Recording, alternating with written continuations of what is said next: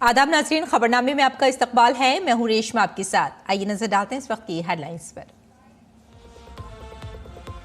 वज़ीर आज़म नरेंद्र मोदी का आज वाराणसी दौरा। तालीम, सेहत, कनेक्टिविटी, सियाहत और खेलों से मुताल्लिक़ तकरीबन 2200 करोड़ रुपए के तरक्याती मंसूबों का करेंगे आगाज। पीएम आज वाराणसी किसान योजना की 20वीं किस्त जारी करेंगे। 9.7 करोड़ से ज्यादा किसानों को होगा फायदा। जम्मू कश्मीर के कुलगाम के अखल इलाके में सलामती दस्तों और दहशतगर्दों के दरमियान तसादुम जारी। पुलिस, सीआरपीएफ और सलामती दस्तों के मुश्तरका ऑपरेशन में एक दहशतगर्द हलाक।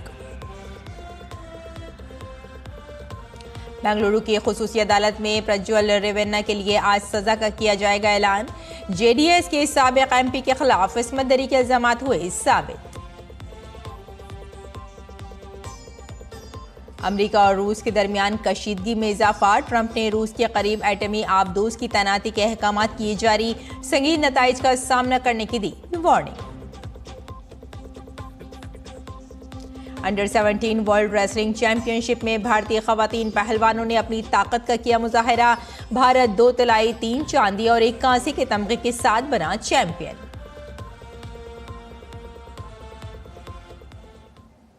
और अब खबरें तफसील से। वज़ीर आज़म नरेंद्र मोदी आज अपने पार्लिमानी हल्के वाराणसी के दौरे पर होंगे। वज़ीर आज़म आज वाराणसी में 2200 करोड़ रुपए के कई तरक्याती प्रोजेक्टों का इफ्तिताह और संगी बुनियाद रखेंगे, जिसमें बुनियादी ढांचे, तालीम, सेहत की देखभाल, सियाहत, शहरी तरक्की और सकाफती विरसे समेत कई शोबों का अहाता किया जाएगा। वज़ीर आज़म वाराणसी में सियाहत को फ़रोग़ देने के लिए शुरू किए गए कच्चे घाट की तामीर नौ, मंदिर की खूबसूरती और तज़ीनो आराइश से मुताल्लिक़ कई प्रोजेक्टों का भी इफ्तिताह करेंगे। इसके साथ ही वज़ीर आज़म नरेंद्र मोदी पीएम किसान योजना की 20वीं किस्त भी जारी करेंगे, जिसके तहत मुल्क भर के 9.7 करोड़ से ज़्यादा किसानों के बैंक खातों में 20,500 करोड़ रुपए से ज़्यादा की रकम बराह रास्त मुंतकिल की जाएगी। वज़ीर आज़म मुख्तलिफ दिव्यांगजनों और बुजुर्ग अफराद में 7,400 से ज्यादा मुआविन आलात भी तकसीम करेंगे। जेडीएस के रुकन पार्लियामेंट प्रज्वल रेवन्ना की सजा का आज ऐलान हो सकता है। ये सजा बेंगलुरु की एमपी एमएलए अदालत में जज संतोष गजानन भट्ट की अदालत सुनाएगी। ये रेवन्ना के खिलाफ इस्मत दरी के 4 मुकदमात में से एक है।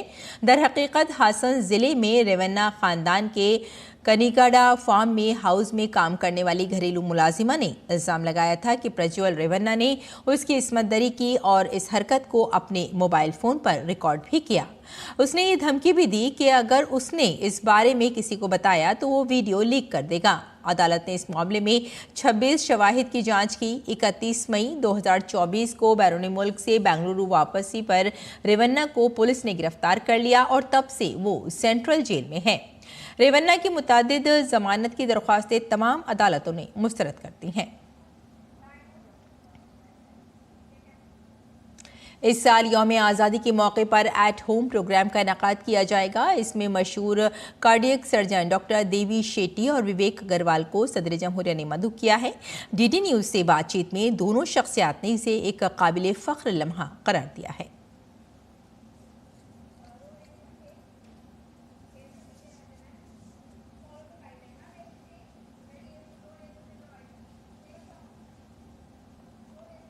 I am extremely grateful to the President of India for inviting me to attend Independence Day celebration. I am extremely grateful to our government for making our dream come true.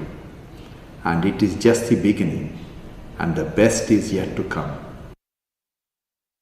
हम लोगों ने गेल इंडिया के लिए एक solution बनाया था जो स्केडा systems को मॉनिटर करता था। वहाँ हम लोगों ने जीत प्राप्त की।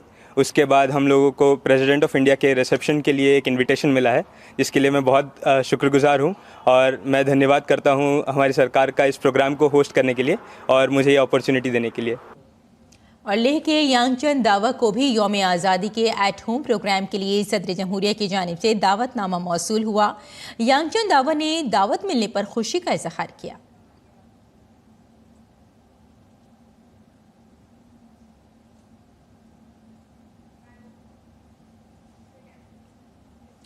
सदर जमहूरिया द्रौपदी मुर्मू ने दिल्ली में मुनक्किद होने वाली यौम आज़ादी की तकरीब के लिए तमिलनाडु के किसान रंगराज को मदऊ किया है। भारतीय महकमा डाक ने रंगराज के घर जाकर उन्हें दावतनामा दिया।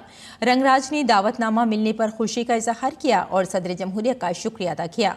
रंगराज गुज़िश्ता 40 सालों से काश्तकारी कर रहे हैं, जिसमें तिलहन की पैदावार में इजाफे के लिए रंगराज की मेहनत काबिल सताइश है। और उत्तर प्रदेश के जौनपुर जिले के मोगरा बादशाहपुर थाना इलाके के रामपुर गांव के रहने वाले समाजी कारकुन दिव्यांग शोभलाल सरोज ने वजीर आजम नरेंद्र मोदी की मन की बात से मुतासिर होकर हुकूमत हिंद को माजूरों के लिए अपनी तजावीज़ भेजी हैं। दिव्यांग शोभलाल की मेहनत रंग लाई। हुकूमत ने बौनेपन को माजूर अफराद की फहरिस्त में शामिल किया, जिसके बाद कई अहम स्कीमों में माजूरों को फवायद मिलना शुरू हो गए हैं। शोभलाल सरोज की इस काम की बराह रास्त राष्ट्रपति भवन से निगरानी की गई। जो पत्र आया है वो बुलाया गया है 15 अगस्त को। हमारे भाई को इन्होंने सहनीय ऐसे कार्य किए हैं जो प्रधानमंत्री को संज्ञान में दिया और कार्य भी किए, और उन्हीं की प्रेरणा लेके ये सब आज जो मिल रहा है बड़े हर्ष की बात है। हमें बहुत खुशी फील हो रहा है और हमारे भाई ने बचपन से बहुत संघर्ष किए हैं। और उत्तर प्रदेश की जौनपुर जिले के मोगरा बादशाहपुर थाना इलाके के रामपुर गांव के रहने वाले समाजी कारकुन दिव्यांग शोभलाल सरोज ने वजीर आजम नरेंद्र मोदी को मन की बात के लिए माजूरों के लिए अपनी तजावीज़ भेजी हैं।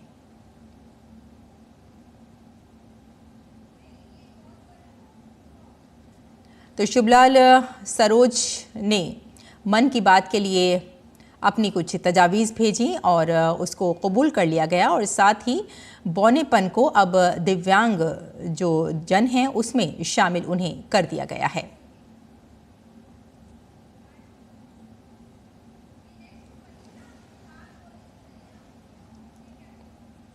और आइए अगली खबर पर का रुख करते हैं। बिहार में सियासी जमातों ने असेंबली इंतखाबात की तैयारियां शुरू कर दी हैं। यहां बुनियादी तौर पर इंडिया इत्तेहाद और एनडीए की इत्तेहादी जमातें हिकमत अमली तैयार करने में मसरूफ़ हैं। पेश है एक खास रिपोर्ट। असेंबली इंतखाबात की तैयारियों के साथ साथ एनडीए और इंडिया इत्तेहाद की जमातें रियासत में सीटों की तकसीम के मामले पर अपनी हिकमत अमली तैयार करने में मसरूफ़ हैं। इस सिलसिले में जेडीयू के तर्जुमान नीरज कुमार का कहना है कि बिहार में एनडीए पूरी तरह मुत्तहिद है और मजबूती से इलेक्शन लड़ने की तैयारी कर रही है। एनडीए में नशिस्तों की तकसीम पर कोई उलझन नहीं है। राष्ट्रीय जनतांत्रिक गठबंधन में अभी कोई परेशान होने की जरूरत नहीं है। आदरणीय नरेंद्र मोदी और माननीय नीतीश कुमार जी पर लोगों का भरोसा है, इसलिए पांचों गठबंधन के घटक दल में ससमय बंटवारा हो जाएगा, समयोचित निर्णय लिया जाएगा। आरजेडी और कांग्रेस इंडी इत्तेहाद की अहम इत्तेहादी सियासी जमातें हैं। इनके साथ सीपीआई, सीपीएम, सीपीआईएमएल और वीआईपी शामिल हैं। हालांकि सीटों की तकसीम के मामले पर अभी भी इंडी इत्तेहाद में काफ़ी हद तक तजब्जुब बरकरार है। दरपेश मसला ये है कि कई पार्टियां इस बार अपने लिए ज़्यादा सीटों का मुतालबा कर रही हैं। गुज़िश्ता असेंबली इंतखाबात में 19 सीटों पर मुकाबला करने के बाद 12 सीटें जीतने वाली सीपीआईएमएल इस बार कम से कम 40 सीटों पर इलेक्शन लड़ने का इरादा रखती है। वहीं सभी लीडरों के 243 सीटों पर इलेक्शन लड़ने की बात करने वाला कांग्रेस महागठबंधन सीटों की तकसीम पर खुलकर कुछ कहने से गुरेज करता नजर आ रहा है। करीब 40 सीट पर हमारी तैयारी जोरों पर चल रही है, तो हमारे लिए संख्या कोई अलग से कोई सवाल नहीं है। हमने पूरे बिहार के नक्शे पर अपना नज़र डाला है और हमने देखा कि कहाँ कहाँ माले के लड़ने से इंडिया गठबंधन का प्रदर्शन बेहतर हो जाएगा। सीटों का तालमेल वो ठीक से हो, और हम उम्मीद करते हैं कि जब बातचीत अभी शुरू हुई है, सीटों को लेकर के बहुत प्राइमरी लेवल की बातें हुई है, मुझे उम्मीद है कि एक सार्थक सीट के बारे में भी हम लोग तय कर पाएंगे। बातचीत चल रही है और सभी दलों में एक बेहतर सामंजस्य है और कहीं कोई विवाद का विषय किसी स्तर पे नहीं। हर पार्टी को उसका वाजिब हक जो है वो मिलना चाहिए, मिलजुल कर लड़ना है। बिहार असेंबली इंतखाबात 2020 में मुकेश साहनी की विकासशील इंसान पार्टी नेशनल डेमोक्रेटिक अलायंस के साथ थी। लोकसभा इंतखाबात में साहनी ने महागठबंधन की बागडोर संभाली थी और तेजस्वी यादव के साथ साए की तरह नजर आए। वो बिहार असेंबली इंतखाबात की तैयारियों में तेजस्वी यादव के साथ भी नजर आए, लेकिन गुज़िश्ता बुध को महागठबंधन की मीटिंग में मुकेश साहनी की गैर हाजिरी पूरी तरह से सुर्खियों में छाई रही। ये बहस इसलिए भी तेज हो गई है क्योंकि बिहार की राष्ट्रीय जनतांत्रिक गठबंधन हुकूमत के वजीर संतोष कुमार सुमन ने उन्हें एनडीए में शामिल होने की दावत दी है। बिहार विधानसभा चुनाव में सीट शेयरिंग को लेकर एनडीए और महागठबंधन में मंथन जारी है। इधर महागठबंधन में सीपीआई-एमएल 40 सीटों पर चुनाव लड़ने का दावा कर रही है, तो दूसरी तरफ चिराग पासवान एनडीए में अपनी भूमिका को और महत्वपूर्ण बनाना चाहते हैं। कैमरामैन विनोद ओझा के साथ कुमार आलोक, डीडी न्यूज, पटना। और मरकजी हुकूमत के जरिए 2019 में मुतारिफ कराए गए 3 तलाक कानून ने न सिर्फ मुस्लिम खवातीन की जिंदगियों से 3 तलाक के दर्द को दूर किया है, बल्कि उनकी जिंदगियों को बेहतर बनाने का काम भी किया है। बरेली में समाज के तमाम तबकात से ताल्लुक़ रखने वाली मुस्लिम खवातीन हुकूमत के कानून की तारीफ कर रही हैं। उनका कहना है कि इस कानून के आने के बाद खवातीन बाइख्तियार हो गई हैं और मर्दों में खौफ पैदा हो गया है। अब मर्द हर छोटी बात पर 3 तलाक नहीं देते, क्योंकि उन्हें लगता है कि अगर वो 3 तलाक देंगे तो उन्हें जेल का सामना करना पड़ेगा। जब से ये 3 तलाक का कानून आया है, तब से मेरे ख्याल में लगभग 80% केस कम हुए हैं, क्योंकि हमारे पास 3 तलाक के मामले नहीं आते हैं। कानून आ गया है तो इसमें प्रशासन भी जागरूक है और लोगों में बहुत अवेयरनेस आई है इस चीज़ को लेके कि कानून बन गया है, अगर हम तलाक देंगे तो इस पे कानून है, हम जेल जाएंगे। महिलाएं इस चीज़ को लेके बहुत ज़्यादा संतुष्ट हैं कि अब इतनी आसानी से तलाक नहीं दे सकते, अगर देंगे तो उसका उन पर कार्रवाई सख्त से सख्त होगी। और ये चीज़ हम पुरुषों में भी देख सकते हैं कि वो भी अब तलाक देने से या नाम भी तलाक का लेने से 10 बार सोचते हैं कि अगर हम ऐसा करते हैं तो इस पे हम पे कार्रवाई का असर क्या होगा। और औरतों को भी इस चीज़ के लिए भाग दौड़ करने की ज़रूरत नहीं पड़ रही है। ऑनलाइन भी हम कर सकते हैं, तलाक को लेके ऑनलाइन कार्रवाई भी कर सकते हैं। सरकार अपनी तरफ से पूरा उन लोग का सहयोग करती है। सरकार ने बहुत अच्छा काम किया 3 तलाक का कानून बना के, क्योंकि इससे महिलाएं जो हैं मजबूत हुई, काफ़ी एम्पावर हुई और कहीं ना कहीं जो गलत तरीके से 3 तलाक का मिसयूज़ हो रहा था, जो पुरुष कर रहे थे, उस पर कहीं ना कहीं रोक लगी। जम्मू कश्मीर के कुलगाम के अखल इलाके में जारी एनकाउंटर में सिक्योरिटी फोर्सेज ने एक दहशतगर्द को मार गिराया है। सिक्योरिटी फोर्सेज ने आज सुबह ये कामयाबी हासिल की है। कल देर शाम देवसर के अखल जंगलाती इलाके में दहशतगर्दों की मौजूदगी की इत्तला मिलने के बाद एसओजी, जम्मू कश्मीर पुलिस, फौज और सीआरपीएफ के जवानों ने तलाशी मुहिम शुरू की। रात को अंधेरे के बाइस सर्च ऑपरेशन रोक दिया गया। दहशतगर्दों के साथ आज सुबह दोबारा तसादुम शुरू हुआ, जिसके दौरान सिक्योरिटी फोर्सेज ने एक दहशतगर्द को मार गिराया है।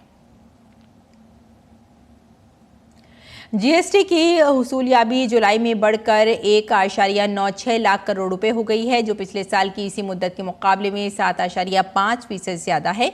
ये इजाफा घरेलू लेन देन और दरामदाद दोनों से महसूलात में इजाफे से हुआ है, जो मुस्तहकम इक़्तिसादी सरगर्मी की अक्कासी करता है। हालांकि शरह नमू हालिया महीनों के मुकाबले में सुस्त रफ्तार थी। आलमी चैलेंजों के बावजूद जुलाई में मैन्युफैक्चरिंग सरगर्मियां मजबूत रहीं। पैदावार 16 माह की बुलंद तरीन सतह 59.1% तक पहुंच गई, जिससे मजमूई इक़्तिसादी रफ्तार में इजाफा हुआ। काबिल जिक्र है कि जुलाई लगातार 7वां महीना था जिसे मैनम महसूलात की वसूलियाबी 1.8 लाख करोड़ रुपए से मुतजाविज कर गई। रिफंड के लिए एडजस्ट करने के बाद जुलाई में जीएसटी की आमदनी 1,68,588 करोड़ रुपए रही, जो कि एक साल पहले के 1,65,800 करोड़ रुपए से सिर्फ 1.7% ज्यादा है।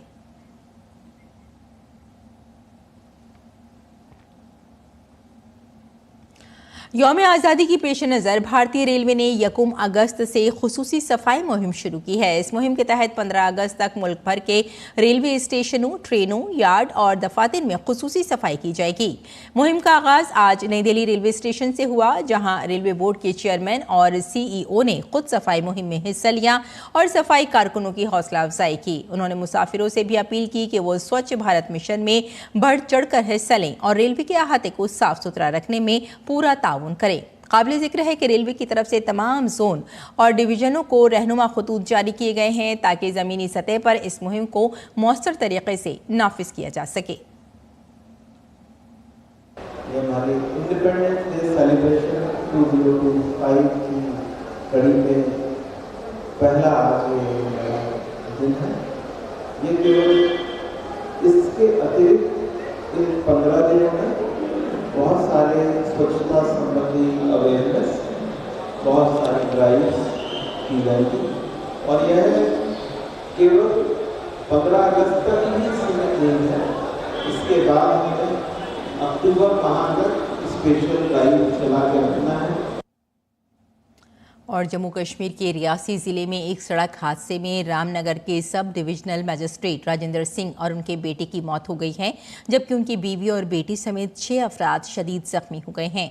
हादसा सलूक इख्तर नाला के करीब उस वक्त पेश आया जब उनकी गाड़ी लैंड स्लाइडिंग की जद में आ गई। पुलिस के मुताबिक SDM राजेंद्र सिंह अपने अहले खाना के साथ बोलेरो कार में धरमारी से अपने आबाई गांव पटिया वापस आ रहे थे जब मिट्टी का तोदा गिर गया और भारी मलबा उनकी गाड़ी पर गिरा।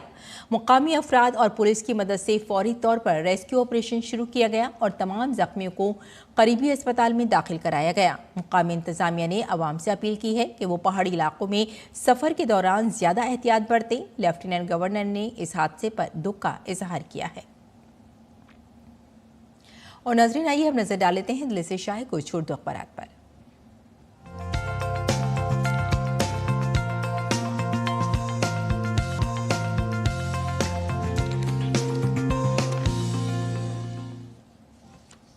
नाज़रीन, अखबारात के जायजे में सबसे पहले बात कुछ खास खबरों की, जिन्हें ज़्यादातर अखबारात ने अपनी शह सुर्खियों में जगह दी है।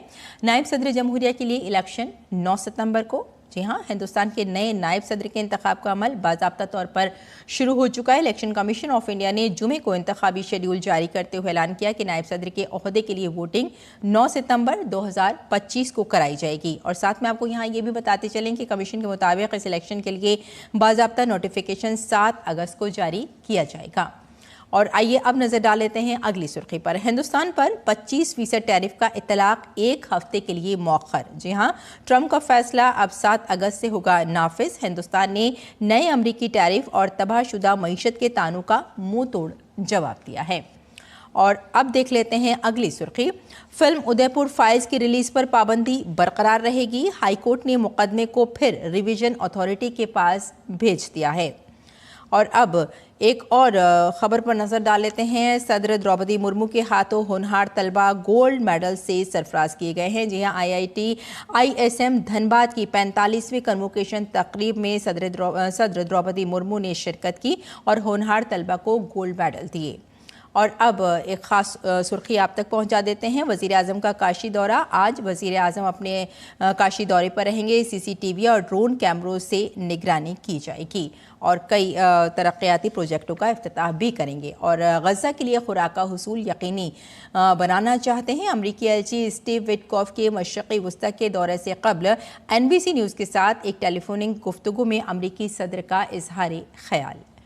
और आइए नाजरीन, अब बुलेटिन की जानिब लौटते हैं। कुछ और खबरों पर नजर डाल लेते हैं। अमरीकी सदर डोनाल्ड ट्रंप ने रूस के करीब 2 एटमी आबदोज तैनात करने का फैसला किया है। ट्रंप ने अपने सोशल मीडिया प्लेटफॉर्म ट्रुथ पर पोस्ट करते हुए कहा कि साबिक रूसी सदर दिमित्री मेदवेदेव के इंतहाई इश्तियाल अंगेज बयानात की बुनियाद पर मैंने 2 जौहरी आबदोजों को मुनासिब इलाकों में तैनात करने का हुक्म दिया है। ट्रंप ने कहा कि रूसी फेडरेशन की सलामती कौंसिल के डिप्टी चेयरमैन मेदवेदेव के बयानात अहमकाना और इश्तियाल अंगेज हैं। उन्होंने ये भी कहा कि अल्फाज बहुत अहम हैं और अक्सर गैर इरादी नताइज का बाइस बन सकते हैं। काबिल जिक्र है कि हाल ही में रूस ने ईरान की जौहरी तंसीबात पर अमरीका के गैर जिम्मेदाराना हमलों की शदीद मजम्मत की थी। रूस ने इस हमले को अक़वाम मुत्तहिदा की सलामती कौंसिल के मुस्तकिल रुकन की जानिब बैनुल-अक़वामी क़वानीन की संगीन खिलाफ वर्जी करार दिया था। रूस ने यह भी कहा कि इससे खित्ते में अदम इस्तेहकाम पैदा होगा और जौहरी अदम फैलाव के मुआहदे के निज़ाम को बड़ा धचका लगेगा। रूस के साबिक़ सदर दिमित्री मेदवेदेव ने कहा था कि अमरीकी हमले के बाद कई ममालिक ईरान को जौहरी हथियार दे सकते हैं। उन्होंने ये भी कहा कि डोनाल्ड ट्रंप को अमन का नोबेल इनाम भूल जाना चाहिए। गजा के महकमा सेहत के आला हुक्काम ने एक बयान में कहा है कि 7 अक्टूबर 2023 को हमास और इसराइल के दरमियान तनाज़ा शुरू होने के बाद से गजा की पट्टी में हलाक होने वाले फ़लस्तीनियों की तादाद 60,332 हो गई है, जबकि 1,47,643 दीगर जख्मी हुए हैं। बयान के मुताबिक गुज़श्ता 24 घंटों के दौरान इसराइली हमलों में 83 अफराद की जानें तल्फ हुई हैं और 554 दीगर जख्मी हुए हैं। इसी दौरान अमरीका के खुसूसी एलची विटकॉफ ने जंगज़दा गजा का दौरा किया और गजा ह्यूमैनिटेरियन फाउंडेशन के ज़ेर इंतज़ाम इमदाद की तकसीम के मरकज़ का मुआयना भी किया। मरकजी वजीर खेल मनसुख मंडाविया ने फेडे खवातीन आलमी कप की फातेह दिव्या देशमुख को एजाज से नवाजा। इस मौके पर world cup runner up Koneru Humpy भी वर्चुअल तौर पर शामिल हुई। मरकजी वजीर खेल ने कहा कि दोनों खिलाड़ी ग्रैंड मास्टर नहीं बल्कि ड्रीम मास्टर हैं और उनकी कामयाबी मुल्क के बहुत से बच्चों को ख्वाब देखने की तरकीब देगी। दिव्या ने कहा कि उन्हें इस मुकाबले से बहुत कुछ सीखने को मिला और सबसे बड़ी चीज़ जो उन्होंने सीखी वो ये है कि कभी हिम्मत ना हारना और मजबूत रहना।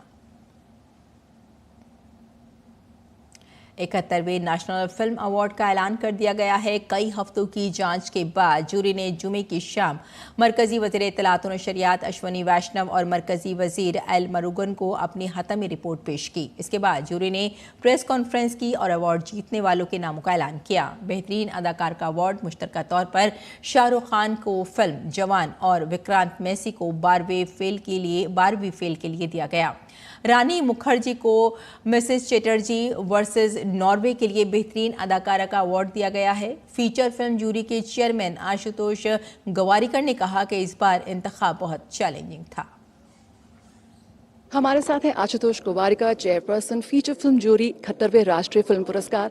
काफ़ी मुश्किल था काम, क्योंकि जिस तरह से क्षेत्रीय सिनेमा, हिंदी सिनेमा और इतनी भाषाओं में फिल्मों को देखना, समझना और राष्ट्रीय सम्मान देना कितना मुश्किल था, कितना चुनौतीपूर्ण था ये? आपके सवाल में ही जवाब है, बहुत ही मुश्किल था, क्योंकि इतनी रेंज थी थॉट्स की, आइडियाज़ की, कहानियाँ इतनी अलग अलग रेंज की थी और हर स्टेट में जो उनकी जो एंटरटेनमेंट वैल्यूज़ हैं, उनके जो सोशल कल्चरल पॉलिटिकल पोजीशनिंग है, उसको मद्देनज़र रखते हुए on a pan India level we had to make our selections. बहुत मुश्किल था, but I was backed by a very very strong jury. इतने सारे प्रोफेशनल्स थे फ्रॉम एवरी स्टेट, तो हमारे डेलिब्रेशंस, डिस्कशंस बहुत हुए हर फिल्म पे, because ultimately this is such an award, the national film award makes careers also. Hindi cinema काफ़ी प्रमुखता से इस बार उभरा है। अगर हम सर्वश्रेष्ठ पुरस्कारों की बात करें, शाहरुख खान के साथ आपका बहुत ही पुराना नाता रहा है, बात करें, और स्वदेश आपकी शाहरुख के करियर की भी सबसे सर्वश्रेष्ठ फिल्मों में से मानी जाती है। किस तरह से देखना कितने लंबे करियर के बाद शाहरुख ने अपना पहला राष्ट्रीय सम्मान जीता और आपने उसकी घोषणा की है?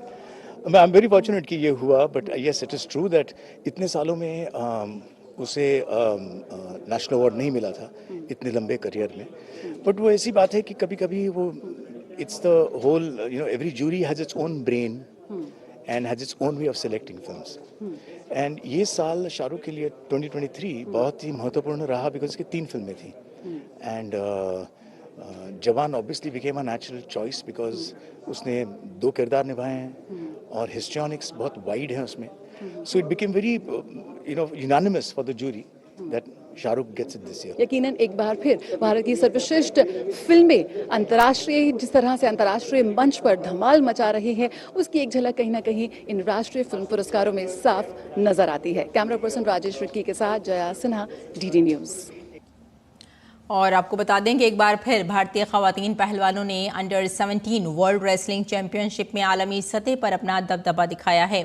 भारतीय खवातीन कुश्ती टीम ने 2 सोने, 3 चांदी और 1 कांस्य समेत कुल 6 तमगे जीतकर मुल्क का नाम रोशन किया है। रचना ने 43 किलोग्राम वजन के जुमरे में, जबकि अश्वनी बिश्नोई ने 65 किलोग्राम वजन के जुमरे में भारत के लिए पहला तिलाई तमगा जीता। खवातीन पहलवान मोनी ने 57 किलोग्राम, काजल ने 73 किलोग्राम और यशिता ने 61 किलोग्राम वजन के जुमरे में चांदी के तमगे जीते हैं। और आइए अब नजर डालते हैं मौसम के मिजाज पर।